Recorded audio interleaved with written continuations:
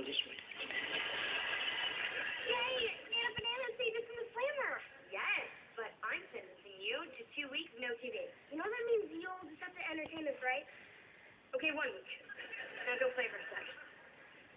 Nana? I'm really sorry I kicked you out. Oh, yes. Sit down.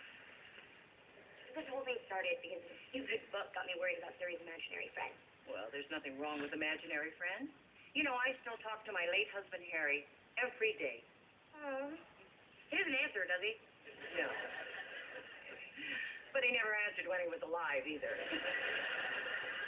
The point is, it makes me happy. Never underestimate the importance of the friends we can't see.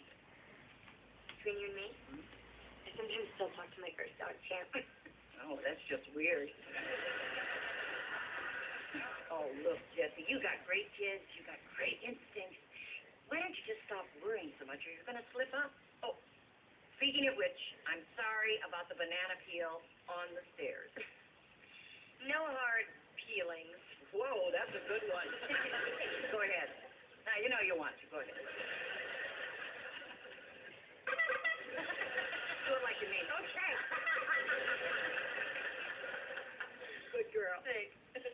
Nana, would you like to come over and join us for dinner tonight? I would love to. I asked Ranger Bill if he wanted to have a play date with you tonight, and he said yes. Oh. He wants to take you to something called an early bird special. Is that so? Jesse, can I take a rain check? This old clown still has a few tricks up her sleeve. You at Tai Chi later.